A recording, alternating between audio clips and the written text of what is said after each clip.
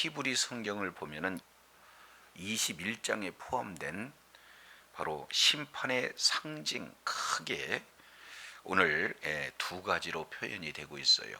그 중에 하나는 불, 불의 이미지를 통해서 남방의 살림들을 다 남김없이 사르는 그런 내용으로 이제 남유다의 심판을 불심판의 그런 상징으로 묘사하고 있는 것, 이것이 바로 20장 45절부터 49절까지 내용입니다.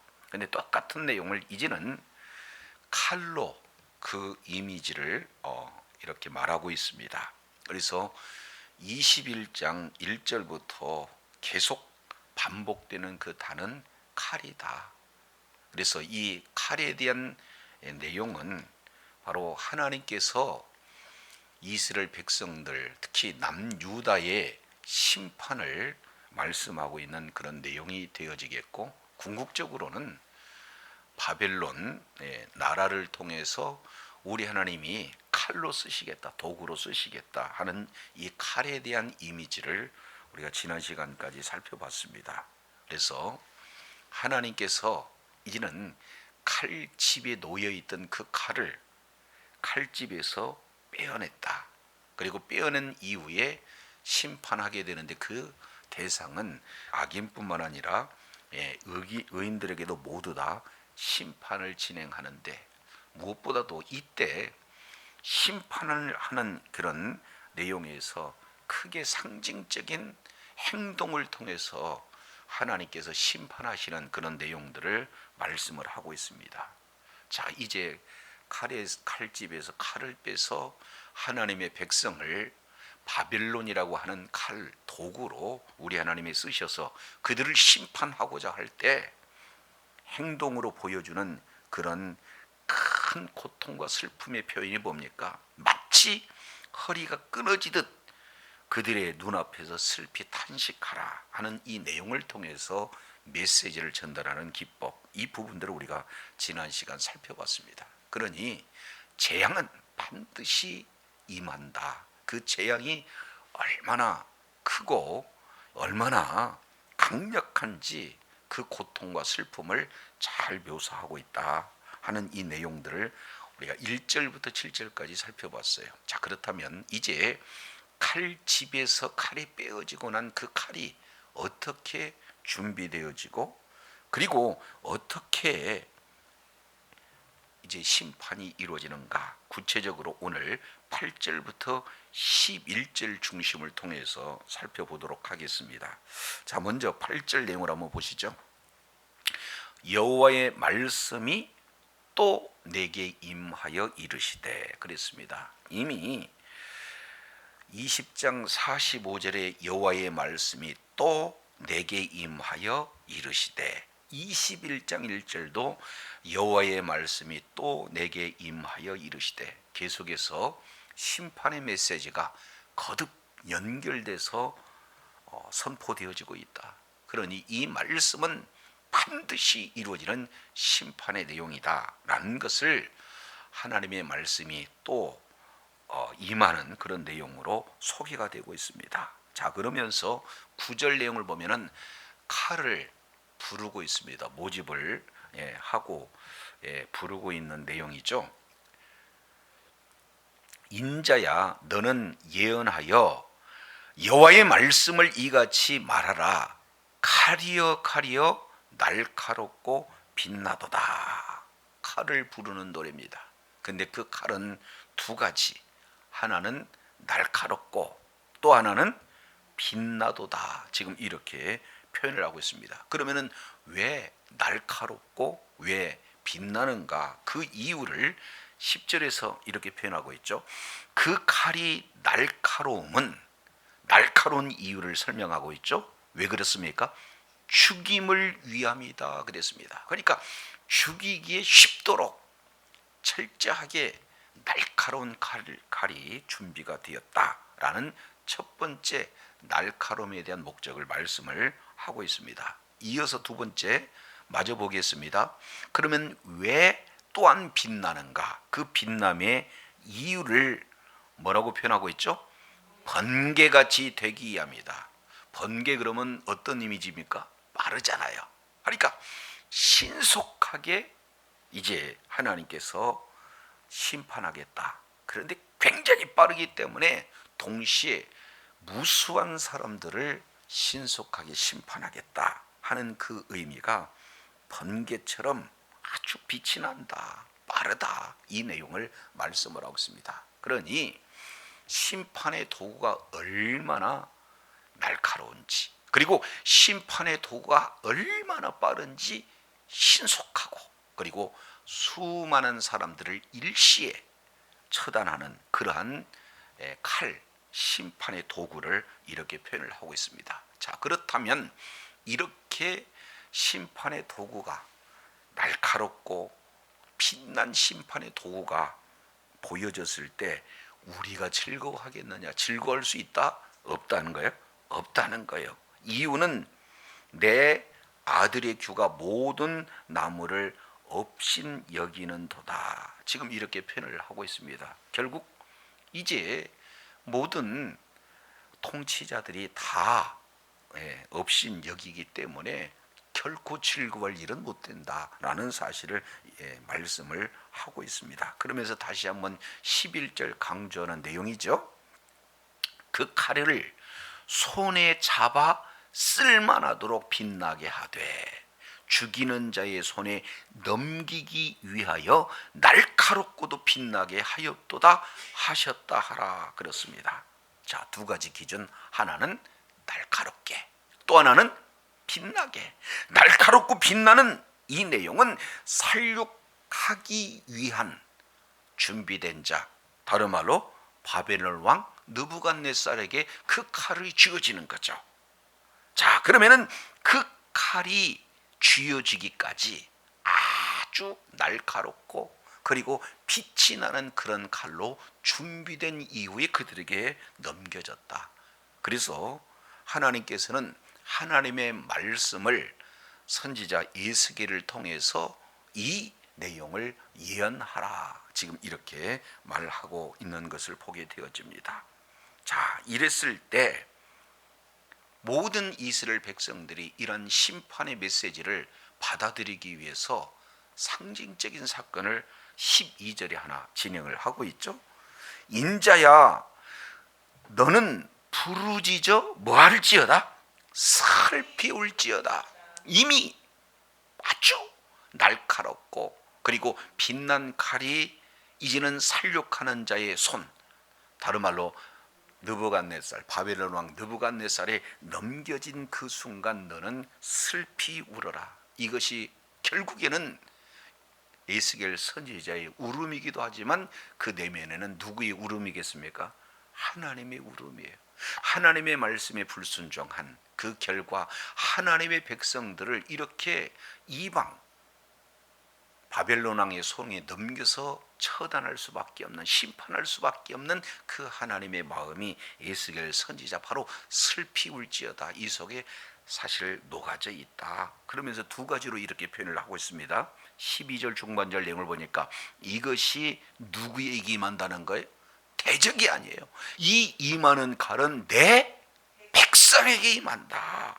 그리고 내 모든 이스라엘의 모든 고관들에게 임하기 때문에 슬피 울어야 된다. 이것은 그들의 문제가 아니라 너의 문제이기도 하고 바로 우리의 문제이기도 하다. 지금 이렇게 말하고 있는 것을 볼 수가 있습니다. 그러니까 오늘날도 마찬가지죠. 한국교회에 많은 사람들이 하나님의 영광을 가리는 그런 경우가 많아요. 그러면 대부분 우리들의 그런 대하는 자세는 어떻습니까? 손가락질하죠.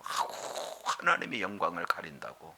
자, 그런데 그 모습은 이제는 공동체 속에 하나의 지체로서 우리가 본다면은 그들의 죄가 곧 뭐예요? 나의 죄요, 우리들의 죄예요. 그러니 에스겔아, 너는 슬피 울으라는 거예요.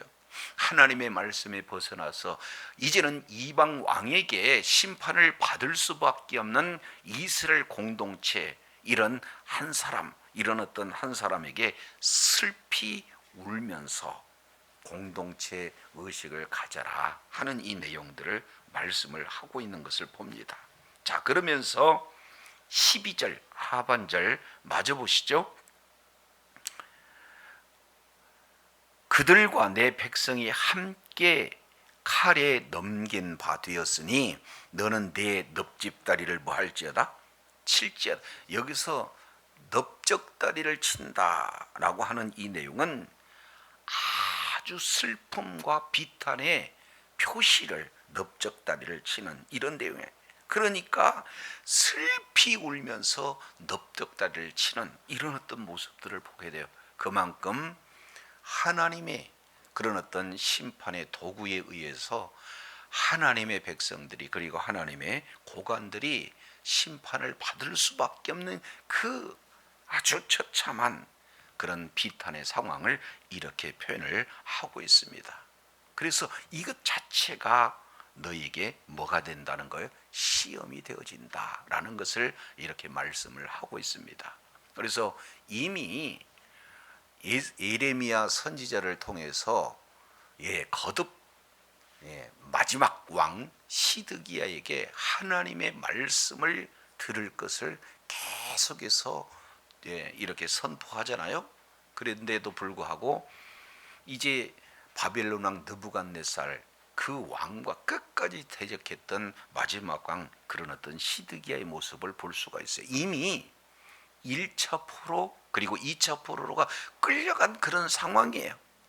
그런데도 그들은 여전히 한 가닥 헛된 소망을 가지고 있는 것은 끌려갔다 할지라도 빠른 시간 내에 하나님께서 돌이키시지 않겠는가 하는 그런 헛된 꿈에 사로잡히고 있는 그런 자들을 향해서 아니라는 거죠. 날카로운 그리고 번쩍번쩍 빛난 이런 칼이 준비가 되어 있다. 그리고 그로 말미암아 심판에 수많은 사람이 신속하게 이제 처단되어지기 때문에 심판 받을 수밖에 없기 때문에 슬피 울면서 그 표시로다가 넙적다리를 칠 것을 거듭 지금 말하고 있는 것을 보게 됩니다. 자, 그러면은 13절 중반절 내용을 통해서 보니까 만일 업신여기는 규가 없어지면 어찌할까 지금 이렇게 표현을 하고 있습니다. 여기 업신여겨지는 규라고 하는 이 내용은 왕이 가지고 있는 하나의 통치권 모습이 아니겠습니까? 그러면 이 업신여기는 규에 대해서 학자마다 해석을 조금 달리하고 있어요. 그러나 문맥상 이 내용을 통해서 보면은 지금 예레미야의 그런 어떤 선포로 인해 끝까지 거부했던 마지막 왕 이 시드기야다 이렇게 살펴볼 수가 있어요. 그래서 오늘 에스겔 선지자는 업신 여기는 규가 없어지면 어떻게 할 것인가 나 주 여호와의 말이니라. 그래서 21장 8절 하나님의 말씀으로 시작해서 13절 하나님의 말씀으로 마쳐요. 그러니 이것은 반드시 이루어진다 하는 하나님의 그런 선언이다 이렇게 지금 볼 수가 있습니다. 자, 정리하면 심판의 도구가 아주 날카롭다는 것, 그리고 그 심판할 칼이 아주 빛나다는 것, 그래서 반드시 하나님의 그런 어떤 심판의 도구인 바벨론을 통해서 이스라엘 백성들이 그리고 이스라엘의 고관들이 다 심판을 받기 때문에 그거에 대해서 몸소 행동을 통해서 이스라엘 백성들에게 예언하라는 것이 지금 하나님께서 에스겔 선지를 통해서 말씀을 하고 있는 것을 보게 되어집니다. 자, 그렇다면 여기에 얼마나 철저하게 심판을 받는가 이 부분들을 우리가 생각해 볼 필요가 있죠. 자, 그러면 왜 이들은 심판을 받습니까? 이유는 뭡니까? 하나님의 말씀에 대한 불순종이에요. 자, 그래서 이 하나님의 말씀에 대한 그런 불순종 이 내용을 이미 모세에게 전하시는 메시지 내용을 통해서 보면은 살펴볼 우리가 자세히 알 수 있죠. 자, 이미 우리가 한번 살펴본 내용이니까 간단하게만 말씀을 드리겠습니다. 신명기 28장 1절부터 14절까지 이 내용은 하나님의 말씀에 순종했을 때 우리 하나님께서 순종하는 자에게 주어지는 은혜가 무엇인지, 축복이 무엇인지를 아주 잘 구체적으로 설명하고 있습니다. 그런데 반면 하나님의 말씀에 불순종한 자에게는 어떠한 심판이 임하는가, 어떤 저주가 임하는가, 이 내용을 이제는 신명기 28장 15절부터 63절까지 무려 3배에 걸쳐서 3배의 많은 분량으로 심판에 대한 내용들을 말씀하고 있잖아요.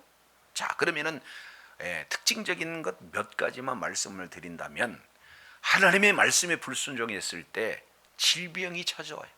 그런데도 깨닫지 못한다. 그러면은 이제는 여러 가지 많은 재물을 잃어버린다는 거예요. 하늘이 노치되고 땅이 처리되기 때문에 소출이 임하지 못해요. 작물이 자랄 수가 없죠. 열매를 맺을 수가 없습니다. 한마디로 본다면은 재물에 큰 어려움을 겪게 돼요. 그런데도 불구하고 하나님의 말씀에 불순종하게 되어지면 어떻습니까? 이제는 성을 애워싸는 그런 환경에 큰 어려움, 고난을 당하게 되어진다라는 것을 볼 수가 있습니다.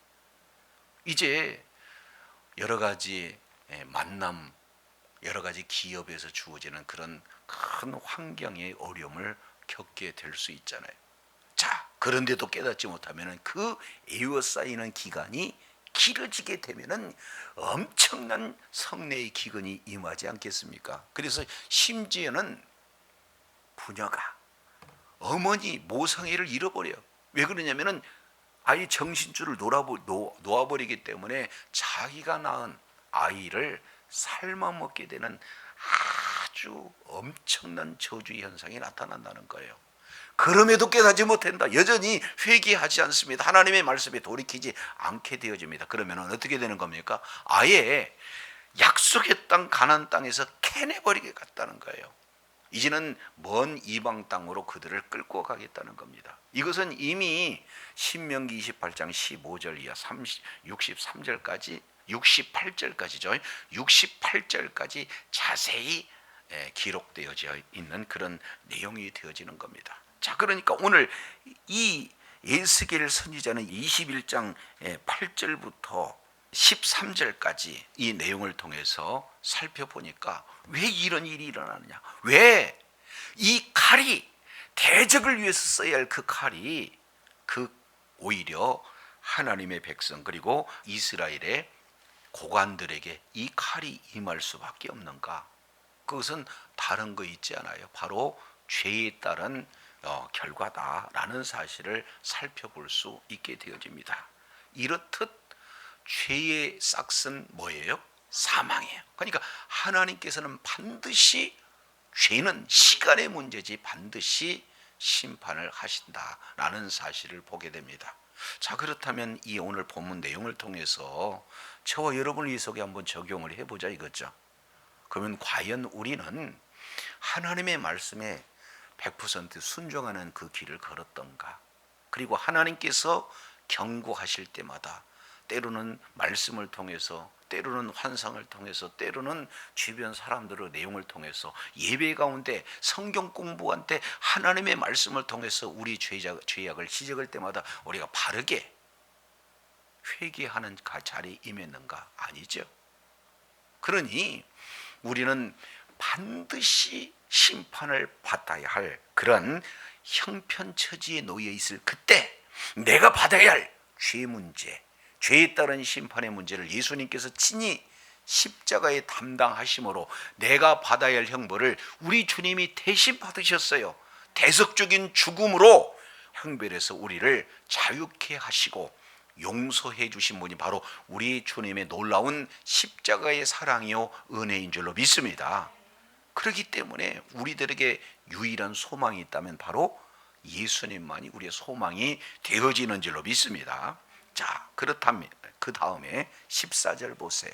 그러면은 이 죄에 대해서 우리 하나님께서는 계속해서 분내시고 징계하실 수밖에 없는 그런 어떤 상황 속에서 이제는 계속해서 거듭거듭 선지자를 통해서 경고했음에도 불구하고 하나님의 말씀을 떠나는 것이 아니라 오히려 하나님의 말씀에 등지고 더 나아가서 우상 숭배의 그 결과 이러한 바벨론이라고 하는 이 칼, 하나님의 심판 도구를 통해서 언약 백성들을 이렇게 심판하는 이런 어떤 부분들을 말씀을 하고 있다면, 자 14절 이렇게 표현합니다. 그러므로 인자야 너는 예언하며 손뼉을 쳐서 칼로 두세 번 거듭 쓰이게 하라. 자, 두 번째 이런 행동 표현을 말씀을 하고 있습니다. 그러니까 칼로 두세 번 거듭하라고 하는 이 내용은 하나님의 분노가 얼마나 큰지를 잘 지금 표현을 하고 있습니다. 자, 그러면서 14절 하반절 구체적으로 보시죠. 손뼉을 쳐서 칼로 두세 번 거듭 쓰게 하라. 이 칼은 무슨 칼? 죽이는 칼. 그리고 사람들을 둘러싸고 죽이는 큰 칼이다. 지금 이렇게 말씀을 하고 있는 것을 보게 되어집니다. 죽이는 칼이에요. 그리고 둘러싸서 죽이는 큰 칼이다. 자, 이런 칼이 임하게 되면은 어떤 반응이 나타납니까? 15절 내가 그들이 낙담하여 많이 뭐하게 하고 엎드려져. 이 전쟁의 공포는 무시무시합니다. 그 칼 앞에 엎드려지는 수많은 사람들의 죽음을 보고 그 죽음의 공포에 대해서 어마어마한 그런 심령 가운데 공포가 있죠. 그래서 낙담하고 죽는 그런 내용을 말씀을 하고 있는데, 자 범위를 한번 보시죠. 범위 15절 중반절 내용을 보니까 그 모든 성문을 향하여 번쩍번쩍하는 칼을 세워 놓았도다. 성문 하나요? 모든 성문을 지금 말하고 있습니까? 모든 성문을 말하고 있어요. 그러니까 모든 성문이라고 하는 것은 예외 없이 모두에게 지금 해당이 되어진다라는 사실을 말씀을 하고 있습니다. 그만큼 어떻게 돼요? 환경이 이제는 돌파구가 없습니다. 모든 성문에 하나님의 칼에, 그 심판의 칼에 벗어날 길이 없다라는 사실을 보게 됩니다. 그래서 감탄사 나와요. 15절 하반절 오호라 그 칼이 번개 같고 죽이기 위하여 날카로웠다. 그러니까 날카로운 칼, 신속하게 죽이는 칼, 수많은 사람들을 동시에 멸하는 칼, 이런 어떤 내용을 말씀을 하고 있는 것을 보게 됩니다. 잘 아시겠지만 이 세상에 죄가 들어왔을 때 여러 가지 많은 현상들이 나타나게 되어지죠. 자, 첫 번째 이 내용을 통해서 보면은 창세기 3장 하나님의 말씀에 불순종함으로 죄악이 세상 가운데 들어오게 되어집니다. 자, 그랬을 때 가장 먼저 어떻게 되는 겁니까? 큰 두려움이 임하게 되어지는 거예요. 자, 큰 두려움이 임하게 되어지는 것은 창세기 3장 18절 그리고 19절 이 내용을 통해서 보면은 왜 그렇습니까? 이제는 죄의 싹신 사망, 죽음이 오기 때문에 그래요. 그래서 누구나 죄 지은 인생은 죽음이라고 하는 그 심판을 벗어날 길이 없다는 거예요. 이것은 이제 주님께서 너는 흙이니 흙으로 돌아가라 하는 하나님의 말씀에 따라 모든 사람들은 다 뭐 하는 거예요? 죽는 그런 죽음의 공포가 그들에게 주어지게 되는 겁니다. 그러면 이 땅 사는 삶 가운데는 어떤 내용이죠? 남자에게는 어떻게 됩니까? 땅에 가시와 엉겅퀴가 계속해서 솟아나요. 그것들에 대한 수고와 땀을 흘리지 아니하고는 먹고 살 길이 없어요. 그렇기 때문에 이제 원초적인 죽음의 공포뿐만 아니라 삶의 현장 속에서 뭐예요? 수고와 땀에 대한 그런 고통이 우리들에게 주어졌다라는 사실을 보게 돼요. 그리고 세 번째 조금 더 구체적으로 표현한다면 이제 그 하나님이 동행하시고 하나님과 함께 교제하고 하나님 앞에 예배하는 에덴 동산에서 어떻게 되는 거예요? 쫓겨나는 그런 형벌을 받게 됩니다. 자, 그래서 하나님의 형상이 깨집니다.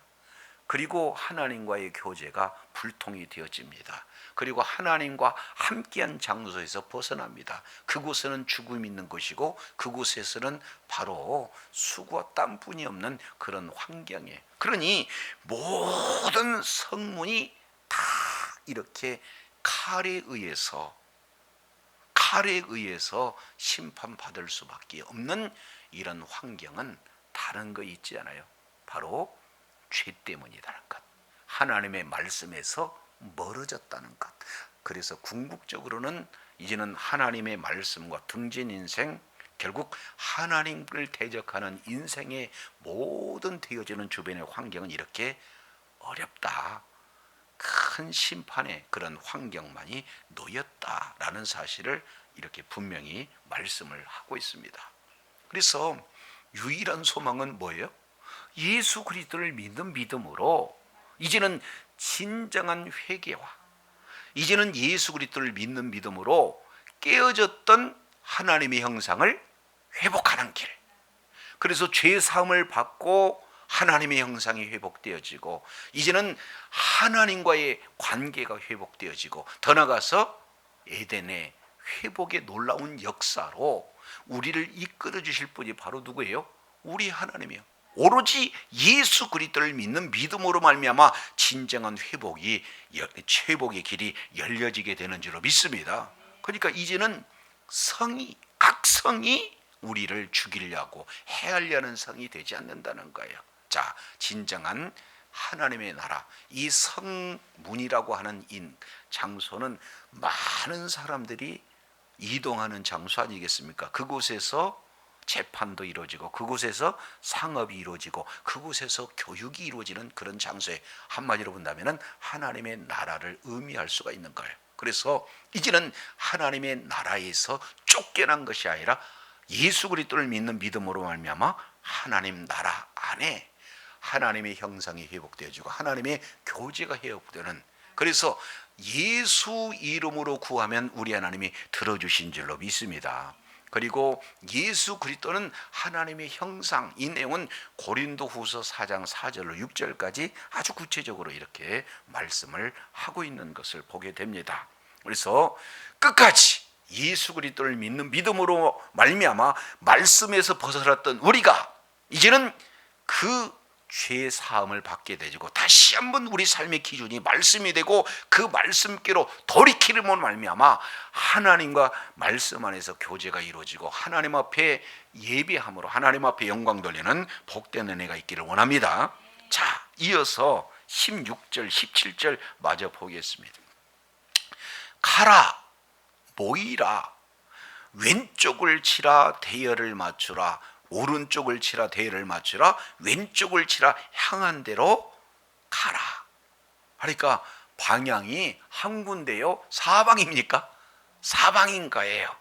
그러니 이 칼은 칼 자체로서 할 수 있는 일이 없습니다. 이 칼은 뭡니까? 칼을 잡은 자에 의해서 이루어지는 거예요. 그러면은 칼은 심판을 의미한다고 그랬습니다. 그 칼은 바로 심판의 도구인 바벨론 왕, 조금 더 구체적으로 본다면 느부갓네살을 이렇게 칭할 수 있게 되어지죠. 그러면 진짜 심판자는 누가 되는 겁니까? 하나님이세요. 그러니까 바빌론 스스로 자기가 마치 심판자인 양 이렇게 행할 수는 없다라는 사실을 볼 수가 있습니다. 그러니 이 심판의 도구는 하나님이 모이라 하면 모이고 왼쪽으로 가라면 왼쪽으로 가고 오른쪽으로 가라면 오른쪽으로 가는 거죠. 그러니까 결국에는 이 칼은 누구의 심판의 도구입니까? 하나님의 심판의 도구. 그러니까 철저하게 바로 하나님의 주권을 인정해야 하는 이런 내용이 되어져요. 그래서 저도 여러분도 이제 우리의 모든 삶의 기준이 하나님의 말씀, 하나님의 주권대로 순종하는 그런 자리에 있을 때 끝까지 의로운 병기로 쓰임받는 복된 은혜가 있게 될 줄로 믿습니다. 그래서 모이라 하면 우리 모이는 거죠. 우로 가라, 그리고 좌로 가라. 그러면 그 말씀에 순종해서 우리는 하나님의 말씀대로 이제 쓰임 받을 때 우리는 하나님의 의로운 병기, 의로운 무기가 되어지는 거예요. 그러나 이제는 하나님의 구원은 받았어도 하나님의 말씀에 순종하는 것이 아니라 사탄의 순종이 되면 말에 순종이 되면 어떻게 되는 겁니까? 불의의 병기로 쓰임 받게 되어지는 거예요. 그래서 사도 바울은 로마서 6장 16절 이 내용을 통해서 살펴보게 되어지면 13절이죠. 또한 너희 지체를 불의의 병기로 죄에 들이지 말고 오직 너희 자신을 죽은 자 가운데서 다시 산 자 같이 하나님께 드리며 너희 지체를 의의 무기로 하나님 앞에 드려라. 우리는 하나님께 쓰임 받든지 아니면 사탄에게 쓰임 받을지 둘 중에 하나로 쓰임 받을 수밖에 없어요. 그래서 우리가 하나님의 말씀이 기준이 되어지지 못한다면 어떻게 되는 겁니까? 말씀대로 쓰임 받는 게 아니라 말씀에서 벗어난 대로 쓰임을 받을 수도 있죠. 그래서 결국에는 말씀과 등지는 그런 어떤 인생으로 쓰임 받을 수가 있습니다. 자, 그래서 오늘 칼은 모이라 하면 모이는 거고 우로 향하라 하면 하는 거예요. 이것은 전적인 하나님의 주권에 순종하는 그런 칼임을 분명히 말씀을 하고 있습니다. 자, 그러면서 21장 17절 이렇게 말씀하고 있죠. 나도 내 손뼉을 치며 내 분노를 다 풀리로라. 그러니 얼마나 하나님의 분노가 심했든지 그 분노의 표현을 뭘로 해요? 손뼉을 쳐요. 그래서 14절 그러므로 인자의 너는 예언하여 손뼉을 쳐서 17절에도 내 손뼉을 쳐서 아주 극렬한 분노임을 이렇게 잘 나타내고 있는 것을 볼 수가 있습니다. 그러니 오늘 역시 마찬가지, 오늘날도 마찬가지로 하나님께서 우리에게 주신 그 말씀을 벗어나게 되어진다. 그러면 하나님이 뭐예요? 분노는 여전히 우리들에게 임하게 되는 거예요. 우리 한 군데 한번 살펴보도록 하시겠습니다. 데살로니가 후서 1장 8절 하나님을 모르는 자들과 우리 주 예수의 복음을 복종치 않은 자들에게 형벌을 주시리니 그랬습니다. 그러니까 로마서 6장 23절 죄의 싹슨 사망 그랬어요. 그러니 하나님을 모르는 자들 그리고 주의 복음을 복종치 않는 자들 형벌 줘요. 이 내용은 로마서 1장 19절 20절 내용을 보면 하나님의 진노가 있어요. 하나님과의 바른 관계가 아니라 하나님과 사람 사이 죄악으로 말미암아 진노의 대상이 되어진다는. 그러니 그 진노는 반드시 뭘로 나타나느냐? 형벌로 나타난다. 대상 하나님을 모르는 자, 그리고 대상 예수 그리스도 복음에 복종치 않는 자, 이런 자들에게 형벌이 주어진다.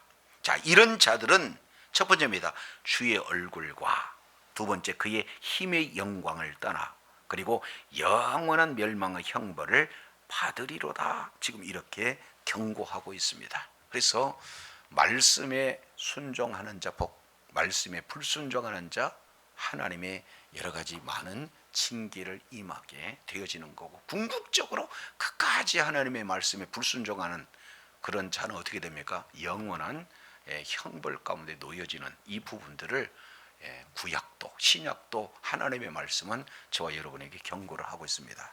그래서 오늘 에스겔서 21장 8절부터 17절까지 거듭 지금 칼이라고 하는 그 용어를 15회 여러 구절을 통해서 15회 이렇게 반복적으로 지금 말씀을 하고 있습니다. 이미 불 통해서 심판한 것처럼 칼을 통해서 심판한다.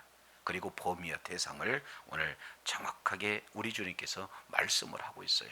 그러나 칼은 이제는 하나님의 주권에 의해서 형벌의 도구로, 심판의 도구로 쓰임을 받는다는 사실을 오늘 분명히 말씀하고 있습니다. 이제 저도 여러분도 오늘 본문의 내용을 통해서 보면은 이스라엘의 모습이나 저와 여러분의 모습이나 다를 바가 없다는 거죠. 그래서 이스라엘 백성들은 역사 속에서 바벨론 포로로 끌려가게 되어지고, 그리고 바벨론 포로로 끌려가는 그 현장에서도 여전히 하나님의 말씀에 순종하기보다는 거짓 선지자들이 귀에 마음을 뺏기고, 그리고 헛된 소망을 잡게 되어져요. 끝까지 하나님의 말씀을 무시하게 되어집니다.